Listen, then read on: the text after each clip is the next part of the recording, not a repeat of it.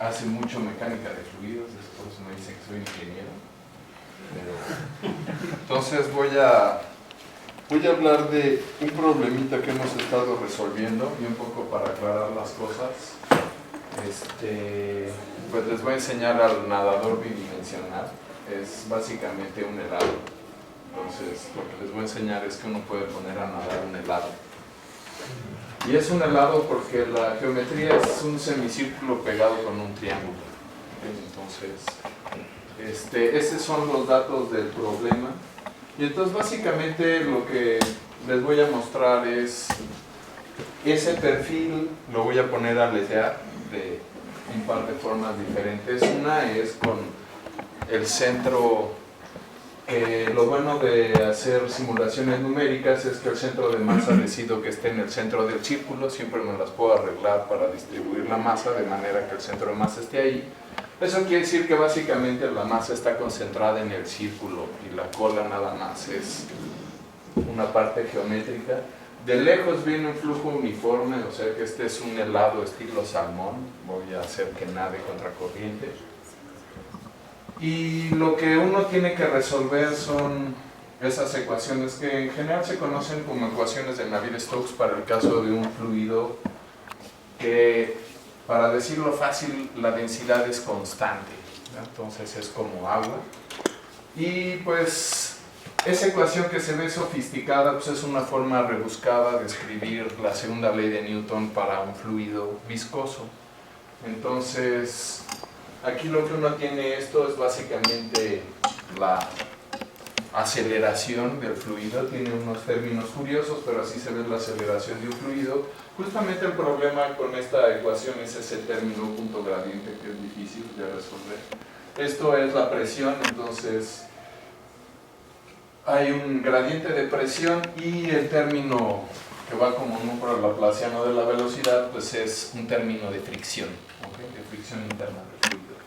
Y la ecuación de aquí abajo, que se lee la divergencia de V0, siempre suena muy sofisticado, pero eso simplemente quiere decir que un elemento de volumen no se va comprimiendo ni se va expandiendo, viaja más o menos a volumen constante, y es lo mismo que más o menos decir que la densidad es constante. ¿Okay? Entonces, esta en el lenguaje común se llama la ecuación de balance de momento, pero como les decía es la ley de Newton, y la de abajo es la ecuación de conservación de la masa, que dice que la masa no se crea ni se destruye. Bueno, esa es la forma de escribirlo. Y bueno, estas ecuaciones diferenciales se tienen que resolver con un par de condiciones de frontera, porque es una ecuación diferencial de segundo orden. Y las condiciones de frontera es que la velocidad en el perfil del fluido tiene que ser la que lleve el perfil, ¿ok? Entonces, lo que ven aquí es V, que es la velocidad del centro de masa, y esto pues básicamente es omega cruz R. Entonces, esa es la forma en la que yo veo la velocidad de cada uno de esos puntos de la frontera. Entonces ustedes me dicen en qué lugar de la frontera están, hago este cálculo y yo ya sé cuál es la velocidad de la superficie, ¿okay?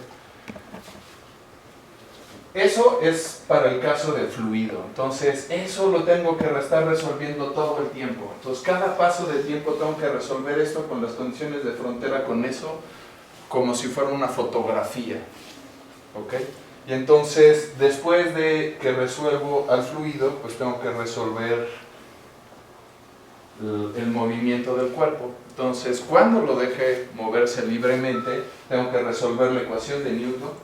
La ecuación de Newton me dice que la masa por la velocidad del centro de masa debe ser la fuerza que el fluido hace sobre el perfil. Entonces yo calculo la fuerza que el fluido hace haciendo esta operación. No quiero decir mucho de eso porque eso siempre espanta, pero cuando uno dice que ese tau es un tensor y se llama el tensor de esfuerzos, pero bueno, el chiste es que ni siquiera calculo esto, yo calculo la fuerza que hace el fluido sobre el objeto y esa es la única fuerza que lo mueve, ¿ok? La parte de la rotación está impuesta, entonces a final de cuentas yo me subo en el sistema centro de masa y obligo que esto oscile con un ángulo. Ahí ven dónde está medido el ángulo está medido desde la horizontal y va simplemente como teta 0 por omega t. Y básicamente si yo pensara en la ecuación de Torcas, lo que estoy pensando es que yo por fuera hago la fuerza, la torca suficiente para que se mueva con esa, para que el ángulo varíe en el tiempo como teta 0 por omega de t. ¿Okay? Estos son detallitos, de lo cual no voy a hacer mucho énfasis. Ese es el método numérico. El método numérico no quise poner ninguna cosa sofisticada. Eso básicamente viene de la teoría cinética. El método es básicamente discretizar una cosa que se llama la ecuación de Boltzmann con la aproximación BGK, pero el chiste es para no largo. Este es el método numérico. Como método numérico es bastante simple de implementar. Lo que hay atrás de este método numérico, no me quiero meter en el método, se llama la ecuación de Boltzmann en redes. Es la forma discreta de la ecuación de Boltzmann y simplemente en la modernidad ya es un método bastante aceptado, que funciona muy bien y tiene la ventaja que es muy fácil poner fronteras móviles dentro del fluido. Aquí no los quiero aburrir demasiado con eso, pero realmente con cualquier otro método tratar de resolver directamente la ecuación del fluido es bastante más complicado. Y este método es muy robusto y solo tengo una limitación con el valor, con el régimen que puedo resolver, pero para lo que yo quiero hacer puedo resolver muy bien las cosas. Entonces estos son nada más detalles. Yo utilizo un método de extrapolación para ajustar las condiciones de frontera. Las ecuaciones de Newton se resuelven muy fácil. Hay una forma numérica de resolver las ecuaciones de Newton que es escogerse un paso de tiempo suficientemente chiquito para asegurar que la fuerza es constante en ese paso de tiempo, y entonces simplemente supone uno que el movimiento en ese paso de tiempo es uniformemente acelerado y ya. ¿Okay? Entonces de eso no voy a decir más detalles. Y lo que sí es un detalle interesante es que nosotros resolvemos esto en paralelo en tarjetas GPU, lo cual nos permite hacer unas resoluciones bastante grandes. Las mallas de las simulaciones que les voy a enseñar tienen ese tamaño, 12.000 por 5.000 nodos, o sea que eso estamos hablando del orden de 60 millones de puntos, lo cual hace que yo pueda hacer todo esto que les estoy platicando, ¿sí? Oye, cuando dices ajustar condiciones de frontera, ¿a qué te refieres? ¿No están dadas ya las condiciones de frontera? Sí, pero como uso un método cinético, entonces yo lo que tengo que hacer es atinarle a las condiciones macroscópicas. Entonces nada más para contestarte a ti, la ecuación de Boltzmann en redes es básicamente sobre la microscopía. ¿Okay? Entonces la ecuación que enseñé antes, esa pues, es una función de distribución, o sea, la probabilidad de que tantas partículas hagan tal o cual cosa. ¿Okay? Entonces, como esto es microscópico, yo tengo que ajustar de alguna manera las condiciones a la frontera. Entonces lo que hago es que veo cómo deben de valer esas Fs, que ves cuál es la relación con los campos macroscópicos, para atinarle a las condiciones de frontera macroscópicas que te enseñé. ¿Okay? Entonces no hay una condición cinética que tendría que ser con rebotinga de partículas. Entonces a eso me refiero, que utilizo un método de extrapolación para atinarle a los campos macroscópicos en las fronteras. Bueno, entonces, en problemas de fluidos es muy común trabajar con parámetros adimensionales un poco. Bueno, aquí es importante porque en los detalles del método numérico, mi paso de distancia es 1 y mi paso de tiempo es 1, o sea que las velocidades se miden por unidad de látiz entre paso de tiempo, o sea, no es una unidad sensata. Y entonces construyo parámetros adimensionales para recuperarle y darle las dimensiones físicas a las cosas. ¿Okay? Y utilizo el hecho de que pues en los fluidos existen unas cosas que se llaman leyes de semejanza, que dicen todos los flujos son iguales al mismo número Reynolds. Ese es el número Reynolds, que simplemente es una cantidad que se construye a partir de la velocidad lejos, el diámetro que enfrenta el flujo del perfil y la viscosidad del fluido. Pero además tengo otros. Este parámetro tiene que ver con la frecuencia con la que yo oscilo el ala, que es un forzamiento, y con, bueno, la velocidad y esa cosa. Y esta es la amplitud de oscilación. Tengo un parámetro de razón de aspecto entre la cabeza del pez y el largo del pez. que son parámetros geométricos, y un cociente entre las densidades tanto del objeto como del fluido, que escogí uno simplemente por simplicidad, porque si no hay que mover muchos parámetros.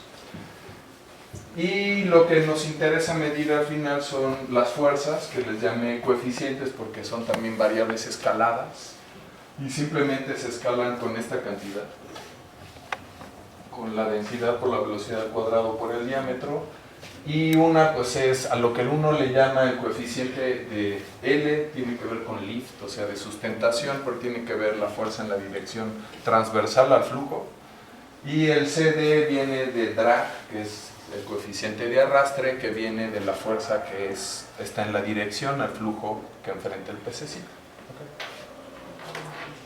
Bueno, siempre hay que tratar esa lástima que no se ve bien, primero voy a hablar de lo de arriba no lo hice yo, lo de arriba es un experimento. Entonces lo que no se alcanza a ver aquí muy bien es que aquí tienen un perfil igualito al que yo hice geométricamente, no es que lo hicieron en un experimento, y hacen una película de jabón, entonces un flujo cuasi bidimensional, y ponen a oscilar el ala. ¿Okay? Y entonces lo que ven es que se ven ese tipo de patrones. Eso que están observando ahí realmente es la pequeña deformación que sucede en la superficie de la película del jabón. Y eso tiene una relación muy fuerte con una cantidad de fluidos que se llama la vorticidad, que es básicamente el rotacional del campo de velocidades, que básicamente mide el momento angular local del fluido, o sea, la capacidad de un pedacito de fluido para rotar. Entonces, esta cantidad es análoga a la vorticidad, y lo que ven aquí básicamente son remolinos, eso es lo que representa eso. Entonces, ¿por qué hago eso? Porque yo numéricamente tengo que ver que lo que me sale tiene sentido. Entonces, esto básicamente se llama validar el código, y entonces abajo les enseño la simulación numérica, entonces ahí ven el ala oscilando, y pues que genera básicamente el mismo tipo de vórtices. Okay, eso también es la vorticidad, y esos vórtices se catalogan, porque por ejemplo este es un par de vórtices, este es otro par de vórtices, entonces esta calle está hecha por dos pares de vórtices. Esas, luego les voy a enseñar la que se llama, y Karman le puso el nombre que se llama la calle de von Karman, que no es esta, pero se parece. ¿Okay? Esto luego para validar y ver que las cosas me salen bien. Estos experimentos los hicieron unos noruegos.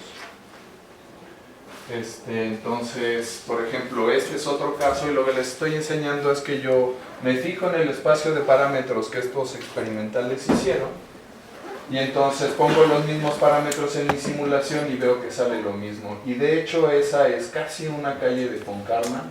Eso lo hicieron von Karman y al ratito a ver si me acuerdo quién más. Y es importante porque tiene que ver, si se fijan, el vórtice azul que se forma arriba como que se quiere ir hacia abajo. La calle típica de von Karman es una en donde el vórtice azul tiene que viajar arriba y el vórtice rojo tiene que bajar abajo.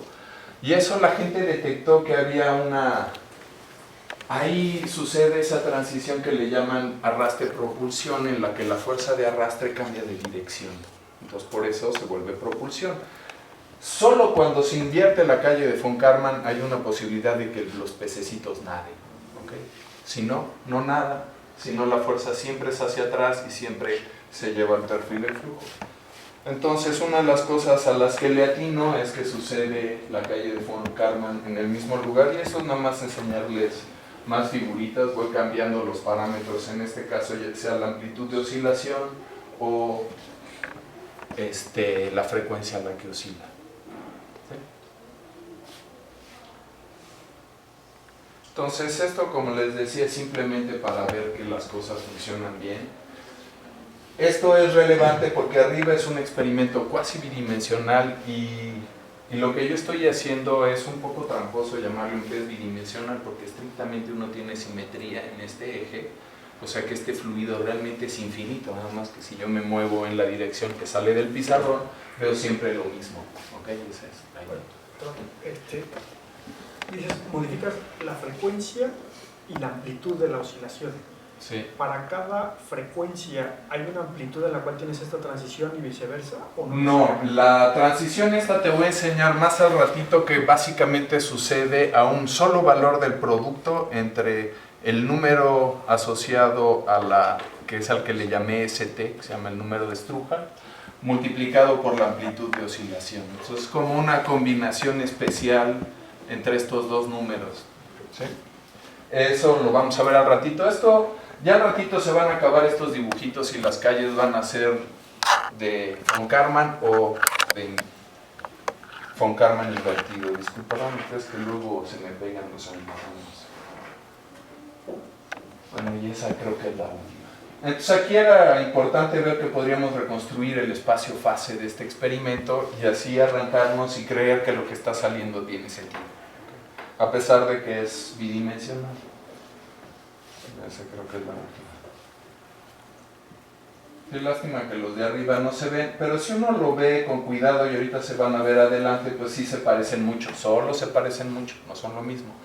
En primera no son lo mismo porque esto sí es el rotacional de la velocidad y esto no. Insisto que esto se deforma un poquito la superficie, la película de jabón, y la iluminan con luz polarizada y se ve eso. O sea, simplemente hay una analogía con lo que se llama el rotacional del campo de desplazamientos, o sea, la deformación literalmente con el rotacional de la velocidad.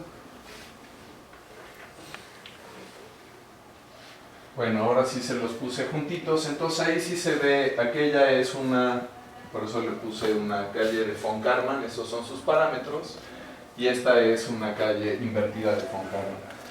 Esta gráfica le enseño porque lo que no es muy fácil es conocer cuál es a priori, cuál es la fuerza que el fluido hace sobre el objeto. Y aquí uno puede hacer una bonita analogía con música porque estas dos, tanto la fuerza de arrastre como la fuerza de sustentación, se pueden describir con un término de la serie Fourier. La sustentación oscila con la frecuencia con la que excito y el arrastre con el doble de esa frecuencia, ¿ok? Tal cual. Este y este son así, ahorita van a aparecer adelante, y en este pues es como se empieza a colorear la cosa. Entonces aparece, en el caso del lift, la frecuencia natural y el doble de esa, o sea, van haciendo los modos pares para el... Ahorita va a salir eso, ya no me acuerdo cuáles son, pero se ve... Entonces eso es lo que les estaba diciendo, uno hace las series de Fourier numéricas de estas cosas, así se ve el arrastre, son funciones que oscilan en el tiempo, ahí se ve que es básicamente de un solo modo. Estas tres son de un solo modo y este ya tiene el primer armónico, este tiene el primero y el segundo, y etcétera. ¿Okay? Entonces conforme se van complicando la calle de vórtices, simplemente van apareciendo armónicos, por eso digo que va siendo con instrumentos musicales, nada más se van diferenciando en lo que se conoce como el timbre. Y entonces ahí ya se ve los primeros, el drag es el modo 2, o sea, oscila con 2 veces la frecuencia natural, el lift con la frecuencia natural, el drag con el 2 y el 4, y así se van yendo. El drag es con puros pares y el lift es con puros impares. ¿Okay? Y pasa lo mismo de hecho con la torca, pero esa no la enseño, esa la enseño. Esa se va a ver ahora. Bueno, ahora sí lo que me voy a enfocar es qué pasa cuando me muevo en los parámetros alrededor donde este bicho podría nadar, que es alrededor, que solo tengo ese patrón, que es que en cada oscilación, en un ciclo entero suelto 2 vórtices. Entonces estas calles se llaman lo de von Karman, los 2S, porque en un periodo completo suelto un vórtice de un color y otro vórtice del otro color, uno para arriba y uno para abajo.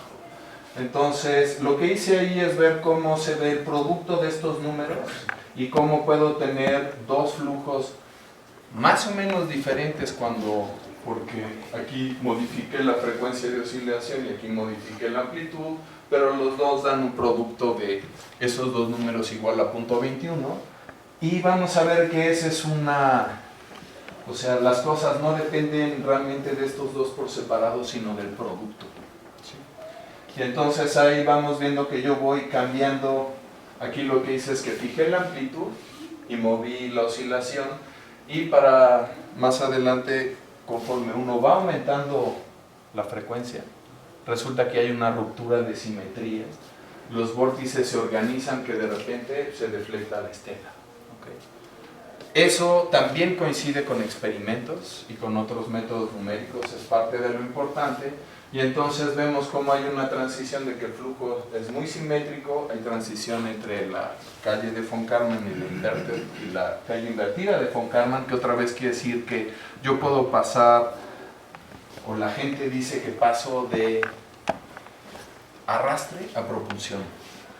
Vamos a ver que no es necesariamente eso y que la cosa es un poquito más chistosa, ahorita se los voy a enseñar, pero aquí, insisto, sigue fijo. Entonces yo sigo moviendo la amplitud aquí, por ejemplo, o aquí, que diga aquí, la frecuencia de oscilación, y aquí lo que estoy moviendo es la amplitud. Okay. Nada más hago experimentos diferentes y veo que este punto donde se deflecta la estela se empieza a acercar a la cola del pez hasta que sucede eso que se vuelve muy inestable la calle, y entonces eso ahorita les enseño una simulación. Esto lo ven así pegado, ¿ok? O sea, conforme pasa, si les enseño la simulación, esto siempre se va a ver igual, este punto está fijo. Estos van a ver que ya está chicoteando la calle de von Karman.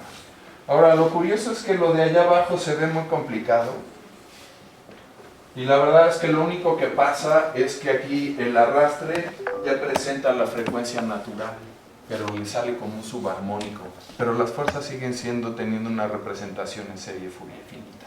¿Okay? O sea, se pueden caracterizar relativamente fácil.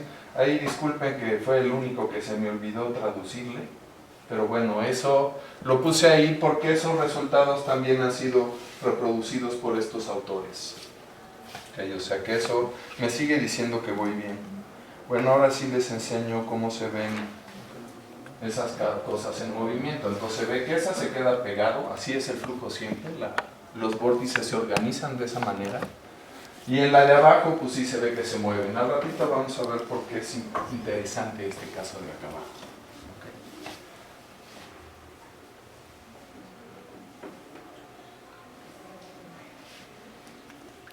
La otra se queda así siempre pegada y esa oscila así. Ahora, los vórtices se salen por ahí porque eso no lo había dicho, pero yo estoy simulando, como puse al principio, un fluido infinito. Eso computacionalmente evidentemente no existe, no puedo poner paredes infinitas. Y lo que uno hace es que mata los esfuerzos aquí, por eso parece que se chupan los vórtices la pared. Pero justamente uno de los problemas y por los cuales era muy importante la alta resolución es que las paredes importan porque el fluido es incompresible. Eso quiere decir que se enteran muy rápido y meten fuerzas pues que realmente no existen. Entonces me convendría poner paredes. El problema es que los fluidos son complicados y si pongo paredes, la pared hace una influencia muy fuerte sobre el perfil, lo cual me cuesta mucho trabajo caracterizar y separar qué está haciendo él solito y cuál es la fuerza que hace el fluido por culpa de que yo me estoy moviendo. Y que no haya influencia de las paredes. Entonces tratamos que las paredes estén suficientemente lejos del perfil. ¿Se mueve para arriba al azar? ¿Podría ser para abajo el movimiento? ¿De esa calle? Ajá. La simetría se rompió, que siempre se va a ver para arriba, pero eso depende, aquí se ve la simetría, entonces de ahorita los vórtices más grandes se están generando abajo y arriba no tanto y luego se va a voltear. Sí, pero la calle puede estar de los dos lados y la ruptura de asimetría depende de la patadita que da al principio. Okay, igual eso no lo comenté en las anteriores, bueno, en esta justamente, pues yo puedo hacer que esta se deflecte hacia abajo. Y para hacer eso, pues es que esto ya es sensible a la condición inicial. Entonces, dependiendo de si patea así o patea así, es que sale eso. Okay.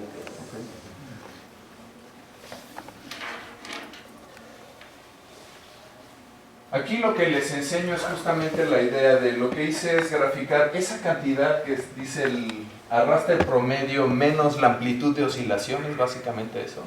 Para calcular esta, pues utilizo la norma de Fourier. Entonces calculo el cuadrado de la de mis señales y eso es como calcular la norma. ¿Okay? Pero como es solo tienen un término estas cosas, eso es básicamente la amplitud.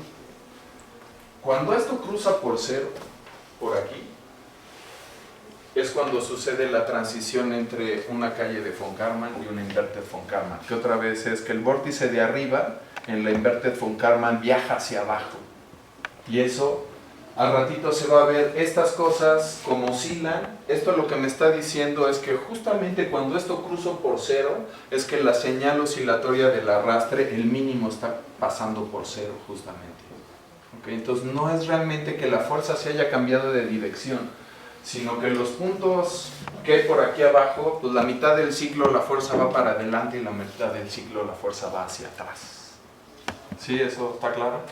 Entonces tengo una oscilación que ya puede ser positiva y negativa. No es que la fuerza sea toda positiva o sea toda negativa, y ahorita se va a notar eso. ¿Y por qué hice toda esta gráfica? Es porque casi en todos los casos sucede más o menos en el mismo valor, donde todos los casos es, aquí estoy moviendo básicamente la amplitud de oscilación y cada color con una figurita corresponde, bueno, los colores corresponden a números de Reynolds diferentes. Eso quiere decir que aumenté la velocidad lejos, ¿ok? Entonces cuando está, digamos que en este caso es cuando la velocidad del flujo con el que tiene que luchar el pez es más grande. Y lo que me dice es que no varía mucho ni con la amplitud ni con el número de Reynolds. Eso quiere decir que más o menos todo el comportamiento depende nada más del producto de la amplitud por la oscilación. ¿Okay? Eso hace que pues muchos bichos puedan nadar. Vamos a ver que en cualquiera de esos casos, bueno, les voy a enseñar unos poquitos, pero en cualquiera de esos casos pueden nadar. Y aquí nada más les muestro cómo se comportan las amplitudes de las fuerzas. Y lo que veo es que son leyes de potencias. ¿Eso por qué es importante? Porque si se fijan, esto es el arrastre y cambié el valor de la amplitud y casi todas caen en una misma recta. Y otra vez eso quiere decir que la amplitud de oscilación solo depende, de hecho linealmente, de A por ST por una... La ordenada al origen, eso está en escala logarítmica, eso quiere decir que es ley de potencias, y la ordenada al origen es lo que multiplica la ley de potencias. Entonces, la fuerza de arrastre yo la podría escribir algo así como este numerito por una constante pura por una función que oscila. Y eso me da un buen modelo de la fuerza que sienten estas cosas, como para que mi método numérico me lleve a algún lado. Entonces yo con esto, y va a ser el siguiente paso, es generar modelos de la fuerza que siente un bicho cuando va a nadar, para poder saber en qué casos nada. Esto es más o menos lo mismo, pero es el coeficiente de sustentación, y pues ni modo, el coeficiente de sustentación, pues no todos colapsan en una sola curva, pero hay una pequeña variación nada más con la amplitud. Y en una región, aquí claramente si me voy a valores muy chicos, entonces el comportamiento es muy diferente, y básicamente por acá va a dejar de nadar, y por acá no sé bien qué le va a pasar al nado, porque pues, mi método numérico no me deja llegar tan lejos. Bueno, ahora lo que les voy a enseñar es qué pasa si libero al pececito. Y entonces, el primero es... Ahí está libre, y entonces ahí parece que se lo está llevando la corriente, literalmente. Lo que no se nota ahí es que la corriente no se la... O sea, si se lo llevara literalmente la corriente, viajaría hacia atrás con la velocidad del flujo. Pero la velocidad con la que se está yendo atrás es menor que la del flujo. O sea, está nadando, pero se lo lleva la corriente. ¿Okay? En el siguiente... escogimos unos parámetros donde pues básicamente tiene desde mi sistema de referencia velocidad cero, y si veo el de hasta abajo, ahí ese sí va nadando hacia arriba.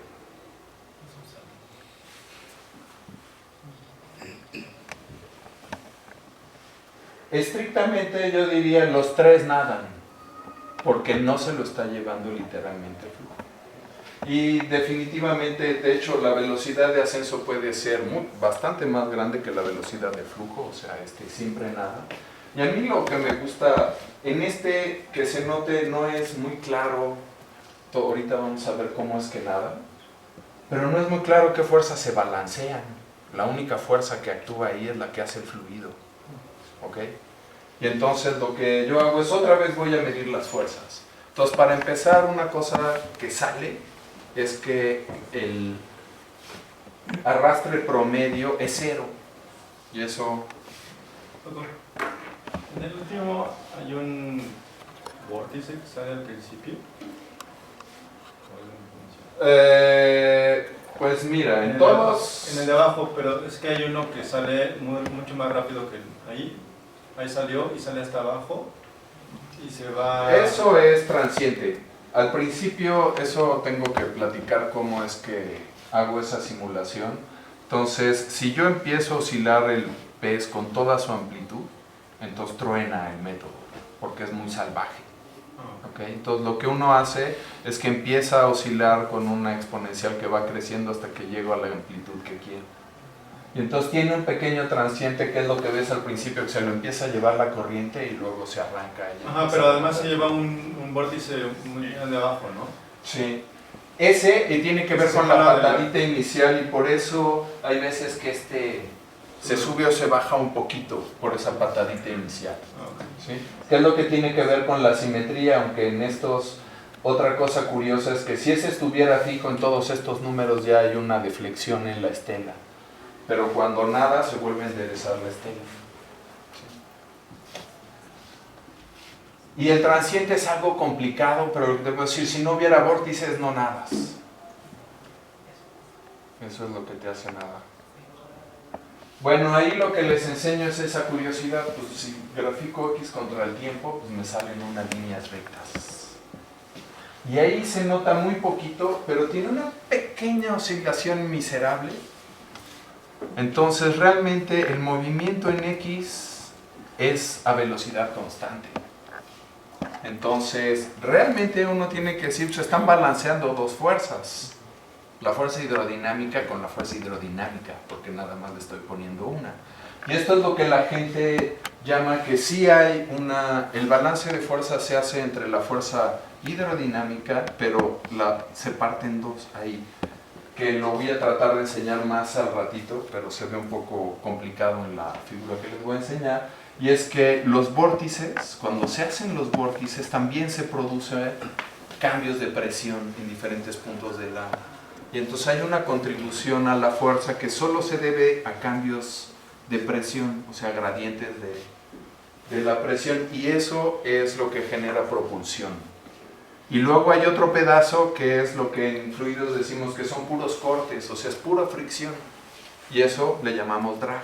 Entonces hay que descomponer la parte que viene de la presión, de los cambios de presión producidos por los vórtices, y esa parte es la que lo ayuda a subir y se balancea con la parte de fricción.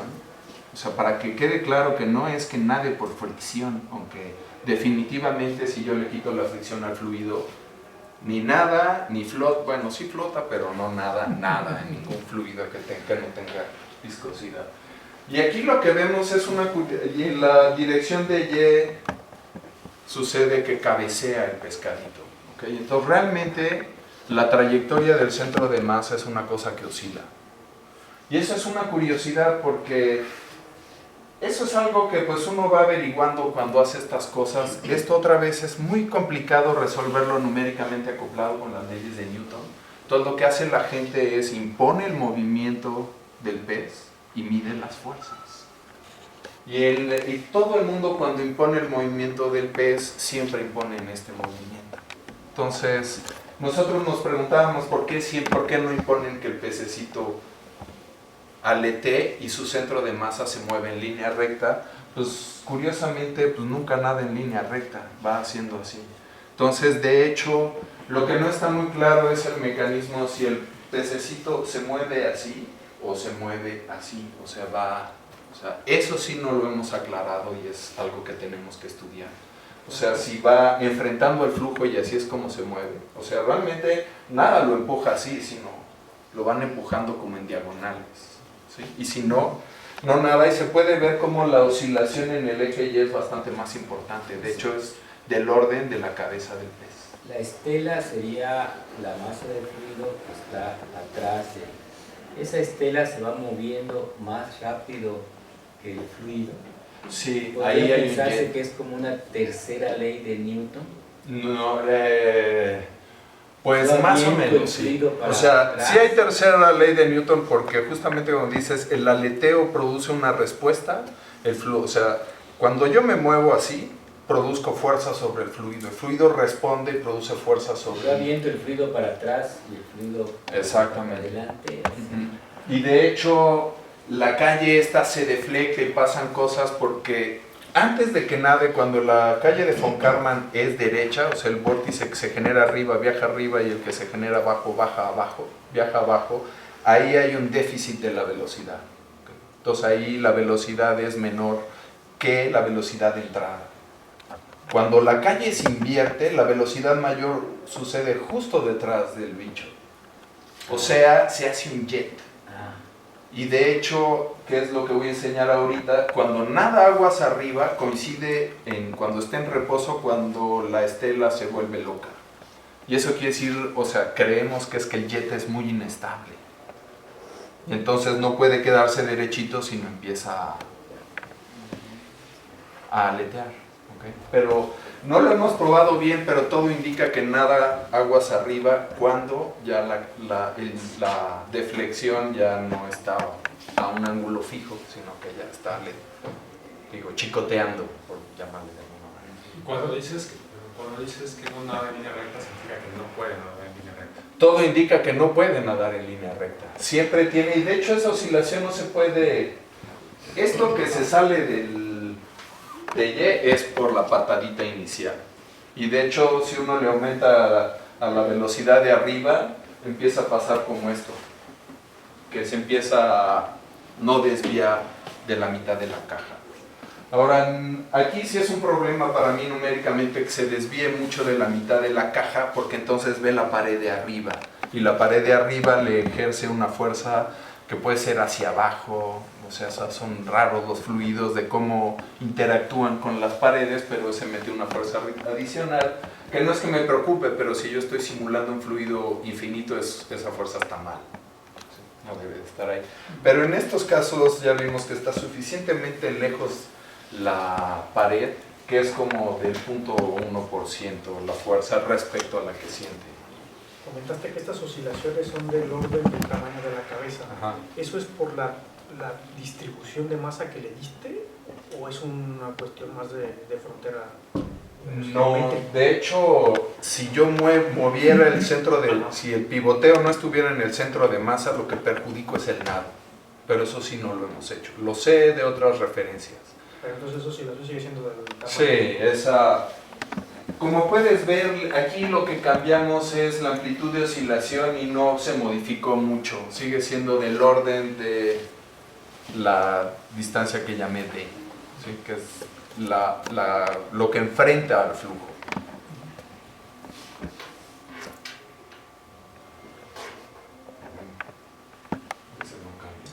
Bueno, esto lo puse todo juntito. Es exactamente lo mismo que antes. Veo que los coeficientes, esto está en escala logarítmica, todo el mundo hace leyes de potencias, son las amplitudes de oscilación. Aquí todo el mundo oscila alrededor de cero, ¿okay? Por eso les decía, esto viaja a velocidad constante, o sea que se tiene que ver con un balance de fuerzas. En el caso fijo, el balance de fuerzas es muy simple. Como el pez está fijo, la fuerza que mido es exactamente la fuerza que yo tengo que hacer para que no se vaya. Y lo que vamos a ver que es, lo que nosotros hemos encontrado que medio podemos presumir que es nuevo, y es que todo el mundo forza al perfil. Si tú forzas al perfil hay una fuerza adicional. Entonces aquí tengo la fuerza del fluido y una fuerza geométrica que se debe a que este aletea. Pero si yo lo agarro o lo obligo a moverse de alguna manera, pues está la fuerza que yo hago sobre esta cosa para que haga lo que yo quiera. Y vamos a ver que es muy diferente el caso libre, las fuerzas que siente, que en ese caso, que es justamente lo que viene. Pero bueno, en este, ahí sí disculparán, en el nado solo hemos hecho un número de Reynolds. Ahorita ya se están haciendo las simulaciones. Aunque los GPU son muy rápidos, esto si lo hubiera seguido haciendo en serie me hubiera tardado varios años, definitivamente, porque del código en serie al código en paralelo le sacó como un factor de 70. O sea, una simulación de estas en estas mallas de 60 y tantos millones de puntos, 100,000 iteraciones me tardo una noche. Y en serie pues me tardaría pues 70 noches básicamente para hacer 100,000 iteraciones. Si hago un sistema muy grande, eso es un problema en métodos numéricos, porque si yo duplico el sistema, quiere decir que el tiempo que tengo que dejar correr las cosas es el cuádruple. ¿Sí? Nada más porque pues L por L da L cuadrada, y eso hace que el tiempo siempre se vaya al cuadrado del tamaño del sistema. Entonces sí es relevante poder hacer estas cosas, pero de todas maneras me tardo bastante. Entonces están haciendo las simulaciones a números Reynolds más altos. Y entonces ahí se ve el coeficiente de arrastre, el coeficiente de sustentación. El arrastre otra vez vemos que parece que solo depende de esa combinación. La sustentación y el coeficiente, y ese es la torca básicamente que siente el pez. Hidrodinámica nada más, que también tiene que ver con la respuesta que evidentemente los músculos de mi helado son los que están haciendo este movimiento. Entonces él está trabajando, le estoy inyectando energía evidentemente al sistema, porque desde afuera estoy forzando el pez. Y lo que ven aquí es simplemente la velocidad de ascenso escalada con la velocidad del flujo. Eso quiere decir que cuando vale 1, esa cosa quiere decir que estoy nadando a la misma velocidad que el flujo. Entonces, desde el sistema de referencia del laboratorio, si el flujo entra con U, yo veo al pez moviéndose hacia arriba con U. ¿Okay? Eso quiere decir que puedo llevarlo a varias veces. Aquí no está puesto, pero sí puede ser varias veces. He llegado a 2 veces la velocidad del flujo. Eso, pues no lo hago muy seguido, porque rápido se me sale del sistema el condenado pez, lo cual es un problema. Siempre a uno le dicen, pues ponle más sistema adelante, pero es bastante complicado hacer que el pez cruce, salga por un lado y entre por atrás. Y además que no vea su propia estela. Por si ve su propia estela, la cosa cambia. Entonces nos vamos a divertir ahora más poniendo 2 pececitos para ver qué hace uno detrás del otro. Porque la teoría dice, si todo el mundo ha visto cardúmenes y cosas por el estilo, es que a los peces les gusta nadar de forma ordenada, porque así sienten menos fuerza, y eso es lo que queremos probar numéricamente después. Pero bueno, el chiste es que pues esta velocidad de ascenso pues es casi una línea recta, excepto ya cuando me voy a valores muy altos, ¿no? Donde probablemente el pez deje de nadar, eso realmente no lo sé. Y el problema es que para aumentarle un poquito todos estos parámetros tengo que hacer un sistema más grande, lo cual ahora sí interviene que tengo que hacer las cosas en varios GPUs, porque ya hay un problema de memoria. Bueno, este es simplemente que vean al pez nadando y cómo se ve el campo de presión. Ah, no, este es el pez nadando y en el régimen que le toca. Entonces, ahí están los mismos parámetros, uno está libre y el otro está fijo. Y entonces es una curiosidad, aquí ya hace una calle muy complicada de estudiar y allá arriba es muy parejita. Eso tiene que ver con que la fuerza que el pez tiene que hacer para vencer el flujo si está libre es menor que la que siente ahí, porque yo lo agarré. Y eso se va a ver en la, bueno, no sé si en la siguiente. Esa ya la habían visto, es la misma que hace rato. Esta es la comparación. Aquí no está en escala logarítmica, así es como realmente se ve. Esta gráfica no la pelen porque dice lo mismo la que ya les enseñé, que si nada o no nada hacia arriba.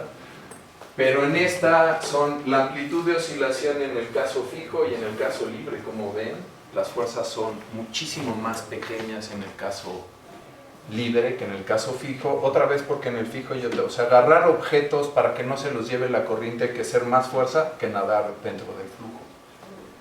Esa es la conclusión que uno puede sacar en todos los casos, ¿no? Son bastante más grandes, por eso, aunque no se nota acá atrás,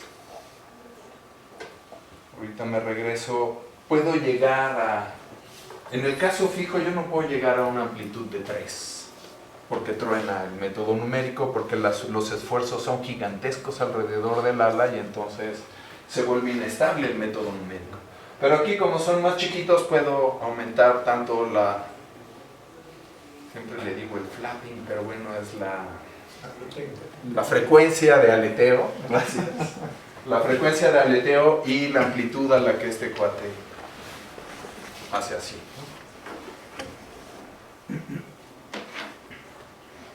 Y ese es el campo de presión.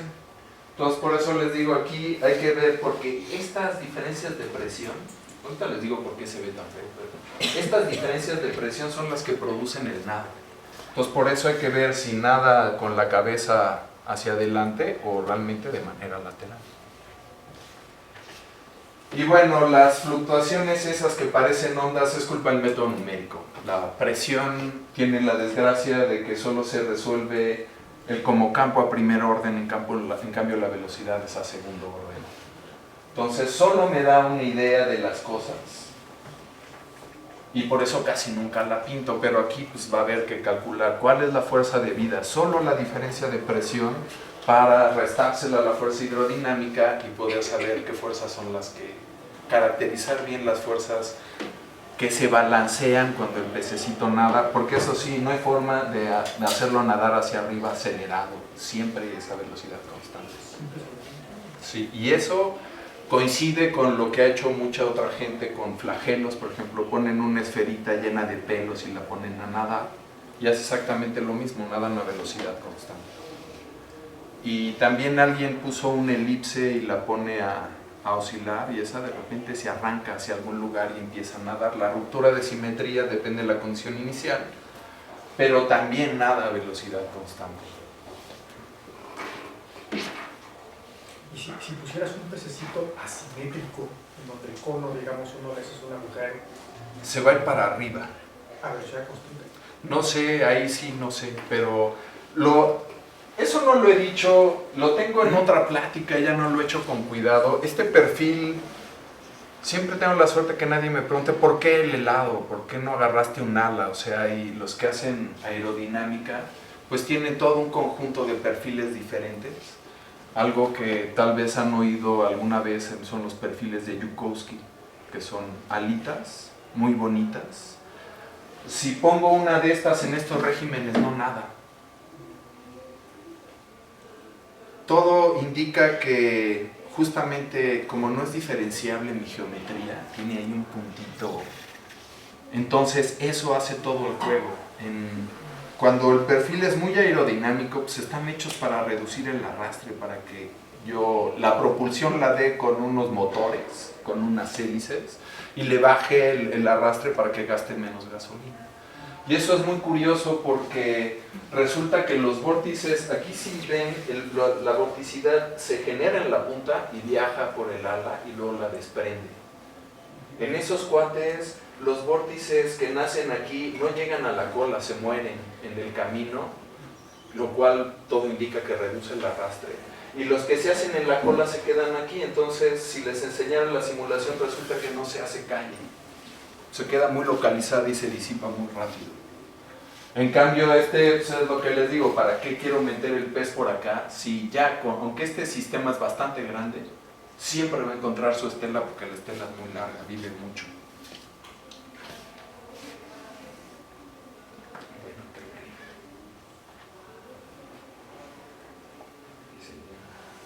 Y bueno, las conclusiones.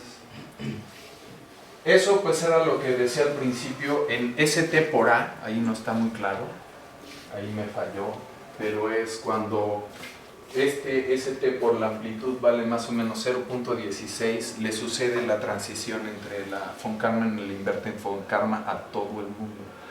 Eso de alguna manera mucha gente lo aterriza de por qué es un régimen muy particular del valor de estos parámetros en donde todo el mundo nada, y eso está caracterizado para vuelo de pájaros, peces, flagelos, o sea, cosas microscópicas que naden de esta manera, porque hay un nado que es muy viscoso, que no produce estelas.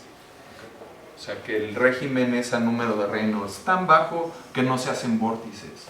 Y ese básicamente es otro mecanismo de nado.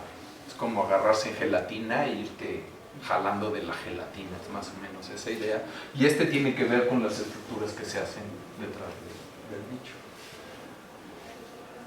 Y esto es lo que dice acá, que el empuje máximo realmente depende del producto y no nada más, o sea, de cómo le hago así o de la amplitud. O sea, yo puedo tener ciertas amplitudes que si le aleteo demasiado, de todas maneras perjudico y no nado. Entonces hay un compromiso entre cómo aleteo y la amplitud de aleteo para eficientizar el nado.